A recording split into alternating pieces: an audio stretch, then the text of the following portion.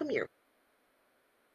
And welcome, Baruch Atah Adonai Eloheinu Melech HaOlam, Asher Kitshanu b'mitzvotav v'tzivanu la'asok b'divrei Torah.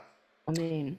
So thank you, and thank you for being here and joining us.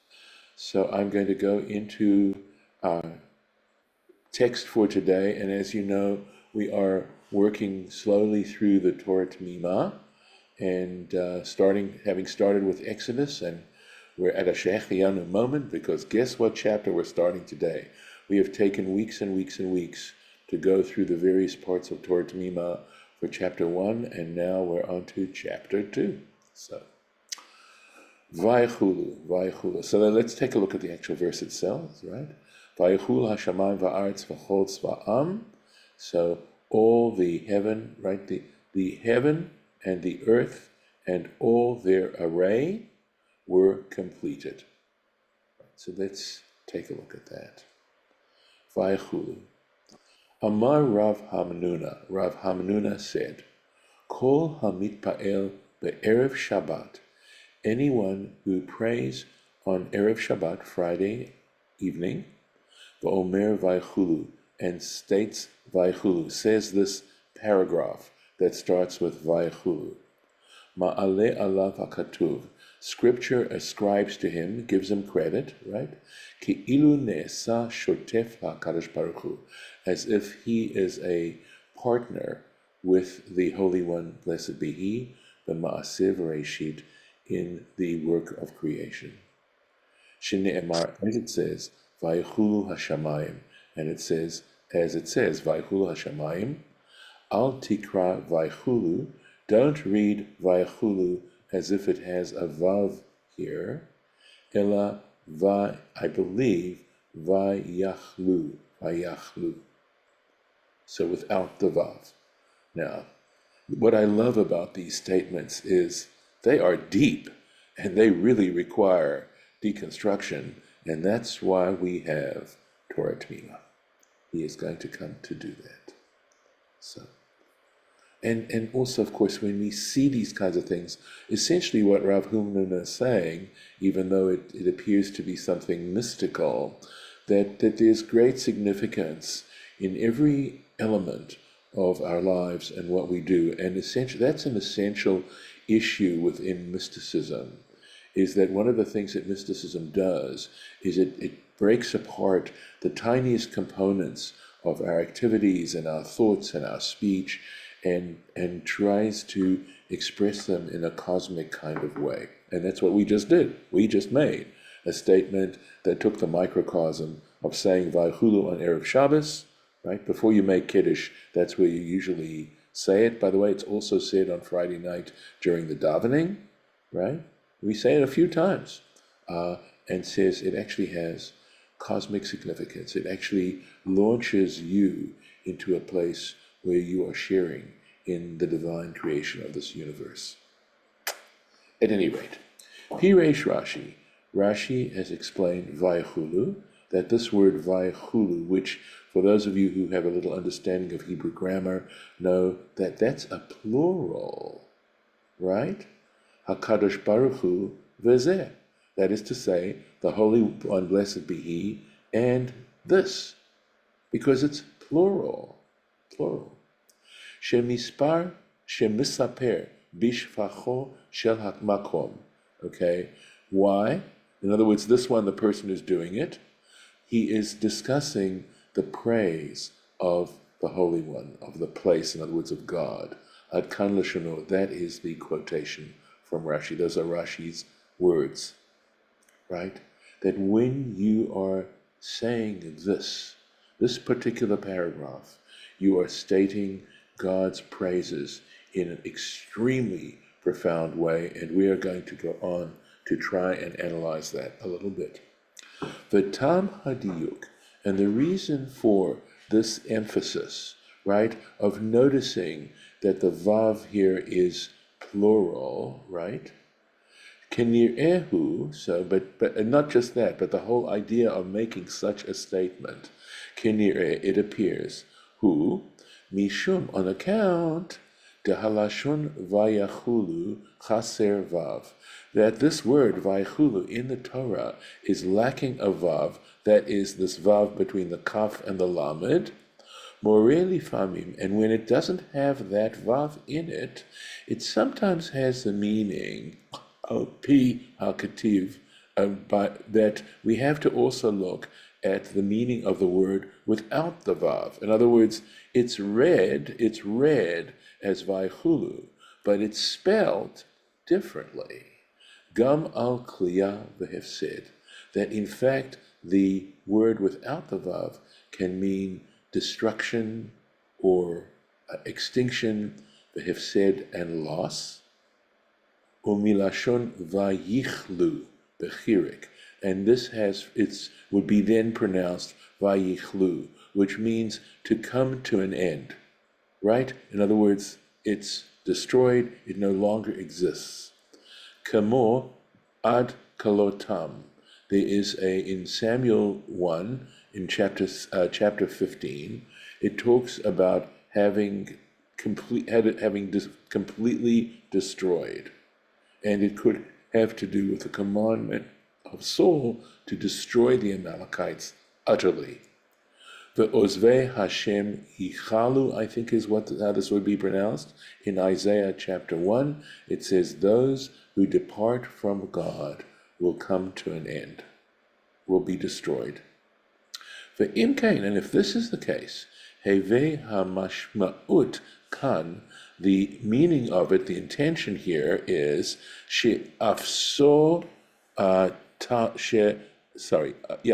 that they were gone, tamu hashamayim va'aretz v'cholo. That is to say, that they came to nothing. V'lachen, and for this reason, mefaresh, it's explained, kamo yesh em lemesoret. Okay, and for this reason, it's explained as if, in other words, this explanation of Rav Hamanuna is based on the idea that Em Lamasoret has to do with the fact that we interpret the Torah according to how it's spelled and not just how it's pronounced, how we say it. In other words, I believe Em La Kriya would be the opposite. In other words, when we read it as Vaychulu, that's how our tradition tells us to read it. But if we read it as Vayichlu, then we're reading it the way it's spelled actually in the Torah. Okay. So Vayichlu. So he goes a different way. Vayachlu is what he's going to read it. So there's another meaning here. Al hapoalim, which has a reference, when you use that, referring to workers, okay, shegamru briyat hashamayim va'aretz, that, or I think hapoalim would mean the activities, that all the activities that were involved in the creation of the heavens and the earth were completed. So it's not so much necessarily that we're going to read it as a fact that the heavens and the earth and the universe will come to an end, but rather the activities that were involved in the creation of heaven and earth, of the universe, came to an end, etc. And he gives examples, uchamor, and like, vayachlu I believe lenachel et haaretz, right? Let me read this. I'm trying to see what this says here to make sure. Vaychalu, that's how it's pronounced, right? That's how it is actually in the verse in Joshua. They came to an end of distributing the land, of dividing up the land, of inheriting the land. Vaychalu mechalek et haaretz. Right? They came to an end of portioning out the land, and that's in Joshua 19. The inyan hashituf bazeh, and why are we saying that we are, in a sense, partnering with God on this matter? Nira hakavana, it appears that the intention is de kevan de omer, because since the one who says shekol maaseh breshit nigmaru, by saying that all the work of creation had been completed, Harehu modeh he is acknowledging shelo chaser hakadosh baruch hu be'olamo klum, that the Holy One has not left out, that there's nothing missing in the universe, that when God came to create the universe was completed entirely, you might say perfectly. Right? There was nothing missing. There was nothing needed more in the universe, at least as far as this initial act of creation. Imkain, and for this reason, ne'esa keshotef bazeh, in that sense, he is now partnering in this, behoda'at HaKadosh Baruch Hu gam hu, in that he is acknowledging along with God. In other words, if God had in fact completed all the act of putting this world into existence, by acknowledging that is the partnership, because of course God himself would be acknowledging that by having completed it. She'af hu me'id b'Torah, because God himself testifies, bears witness in the Torah, al gamar habriya, on the completion of the creation, b'sheshet yemei Breshit, during the 6 days of creation, ve'iyen b'chidushei agadot, and he is giving us a reference to one of the commentaries in the back of the Gemara of the Talmud, of the Babylonian Talmud, called Chidushei Agadot. He has some marvelous commentaries on statements made in the in the Talmud, and because he's given us this reference right here, Shabbat, page 119b, that's, again, this commentary is based on that. Now, I have not looked at it, but I'm just, at this point, just saying that we could check out that reference, and obviously he feels there's more to be said about what was just said. Let me pause just a second in case anyone has any questions or clarification, etc., etc. Does anybody have any questions, or are you so totally bamboozled by my poor explanation? No, Okay. okay, so it doesn't matter really how you pronounce it. It still means the same thing, Well, it that has, it is completed, it is ended, this part is done. right. So it Right. has, when you say I mean, complete, but there's a connotation with each that's the thing. pronunciation. That's the But thing. it's all, Right.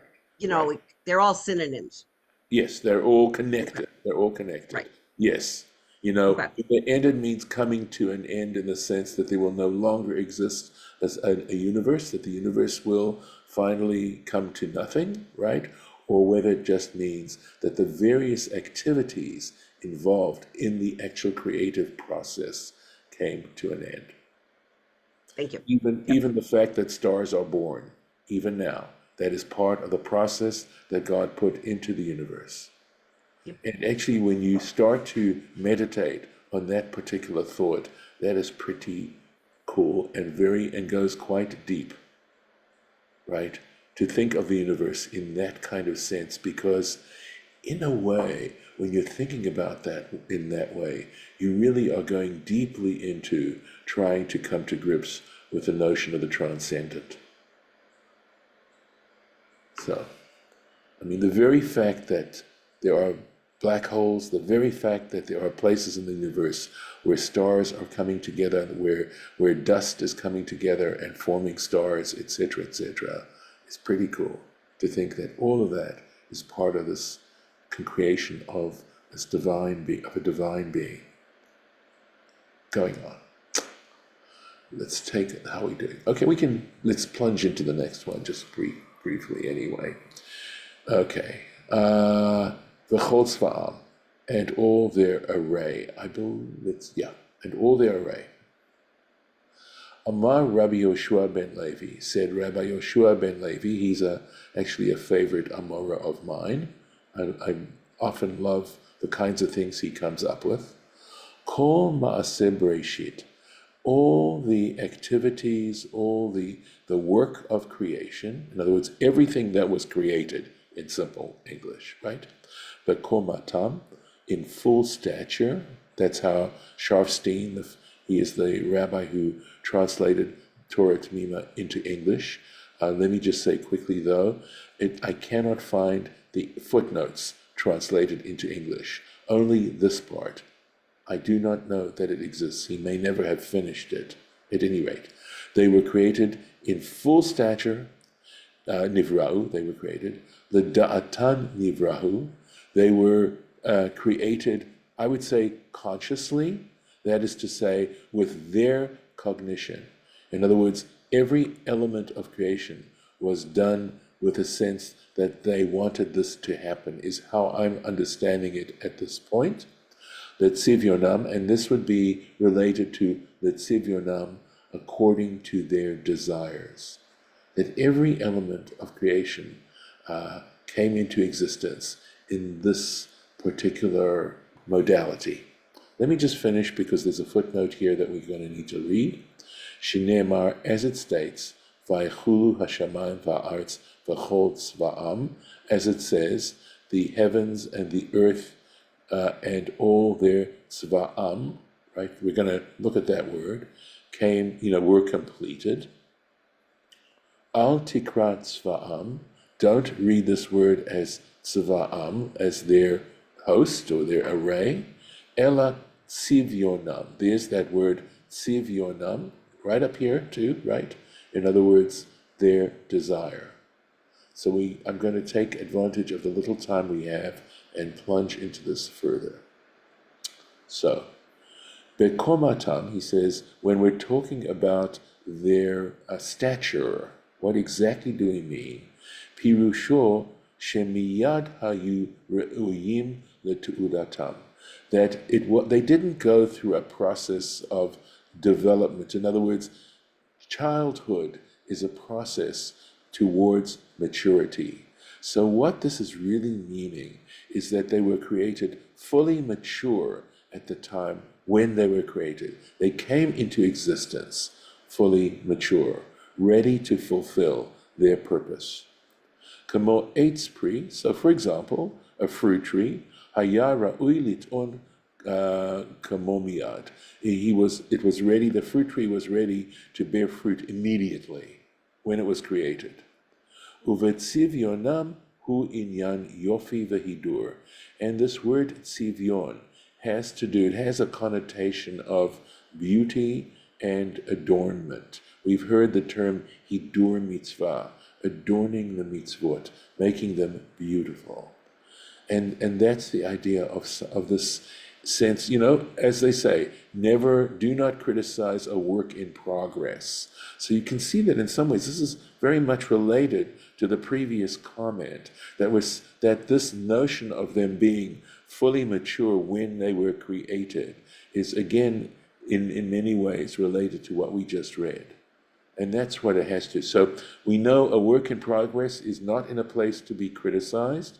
This was not a work in progress. When it happened over that course of those 6 days, but at each stage, that particular stage was done completely mature.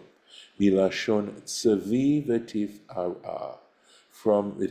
You can see tzivion, right? Tzivion, tzvi v'tifara, grace and beauty, or beauty and grace. And kamor, and here we go, the verse in Isaiah, la'ateret tzvi, as a crown of beauty. V'ien b'yot haba, and check out the next note that we got here, u'leda'atam, and in terms of their knowledge, right, shesha'alam, that in a sense, and sort of pulling this apart a little further, shesha'alam, that God asked them, im ritzonam lehivare, if they wanted to be created, it's as if he said that to them. V'ien od ba'ot hasamuch, and look further in the next little note here, and that's where I'm going to put the marking. If I can, I'm looking, there it is. Okay, let's mess with this a second, and I can move this around. I'm getting, for some reason, my memory is taking time here. Okay, I don't want to waste your time. There we go. Good.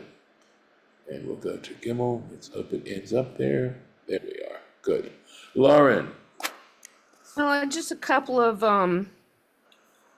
word questions. Yes. Is the conservative movement type of movement in Israel related to the word, like related to Masoretic and it's Metzora, or is it not? Is not related? And also the word Tzvi, I thought was a deer. It is.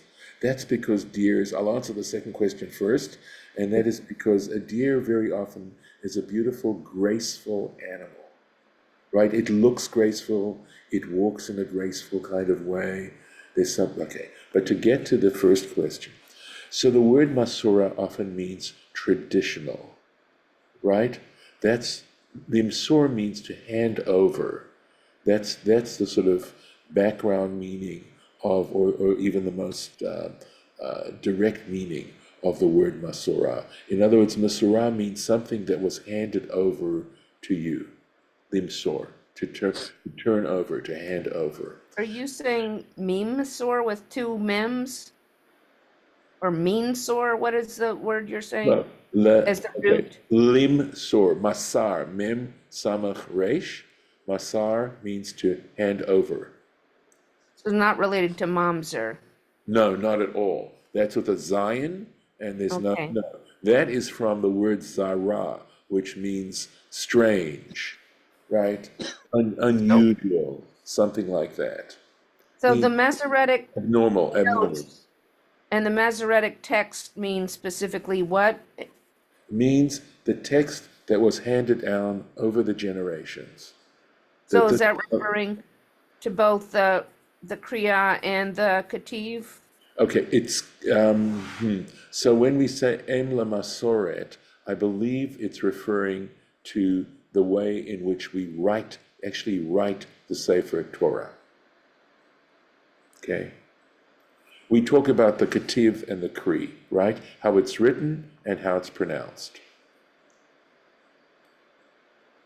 So, by the way, of course, Masorah is with an S, right? If we were to transliterate it, whereas Mamzer is with a Z, different word. So, yeah. So essentially, the reason why it's called the Masorti, right? In Hebrew, it would mean traditional. So, in a sense, on the one hand, ideally, we put a lot of weight on the tradition, but we don't go to the extent of orthodoxy, which puts much more weight on tradition than we do, right? I think it was Rabbi Saul Waxman, who defined conservative Judaism as tradition and modernity. And in that way, I would say that Heschel, for me anyway, as a conservative Jew, is a true spokesman of the philosophy of conservative Judaism. That he is able to articulate a profound way so that it isn't Judaism light, L-I-T-E. It's serious Judaism, but trying to take into account what Waxman said in saying it's tradition and modernity, both of these things. As I could editorialize in terms of what has happened, but who knows? Maybe these things happen in waves. It's 10 o'clock. It is, Or or Oh, is it? somebody's clock's going off. in the two-part biography of the first part of the two-part biography of Heschel, there's a story about his giving some money to a homeless person on the way to shul on Shabbos. And somebody asked me, why was he carrying money in his pocket on Shabbos? And I think that what you said is an example of that. He's not, even though he was from a Hasidic background, Heavily. his attitude was more, and also his civil rights activity was more in the moment, in the country, doing his best, to save the world. And so tradition is, part of the weight of what he's doing, but also what he has to do to help people is another part. Right. I agree. I mean, this is essentially what I love about conservative Judaism, is that it tries, if from an Orthodox point of view, one isolates oneself from the rest of the world's population, Right. right?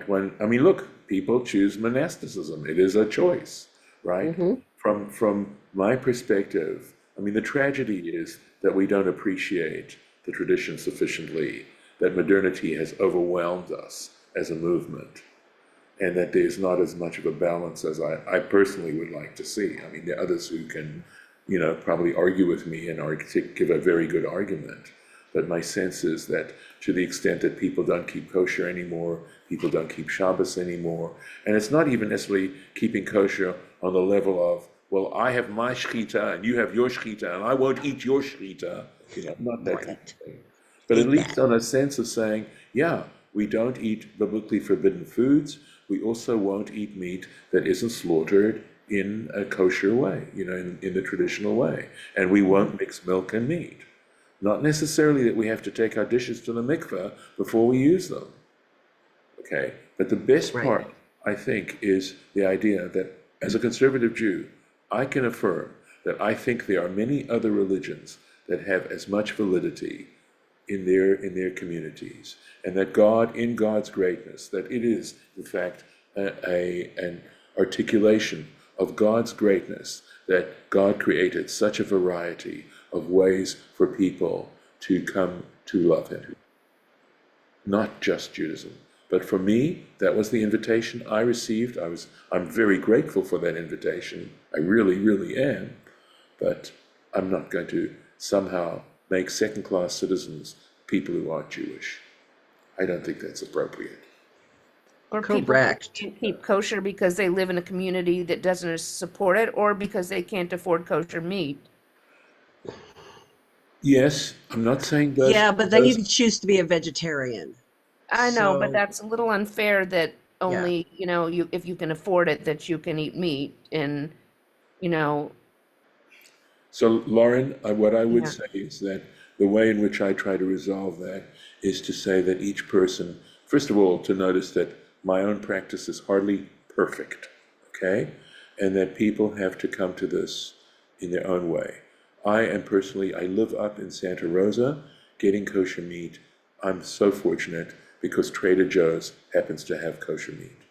No, So, we're lucky here too, but not everybody Yeah. is. yeah, Right. but And St. we see Louis, lots of people at Cohen's who come from all over I know, middle yeah, wherever because they yeah, can't get it elsewhere and right, buy months worth. But yeah, but they can. right. Yeah. Yeah. So as to whether a person is eating treif meat because they can't afford it, etc., that is something they have to deal with. That is between them and God, not between them and Right. me.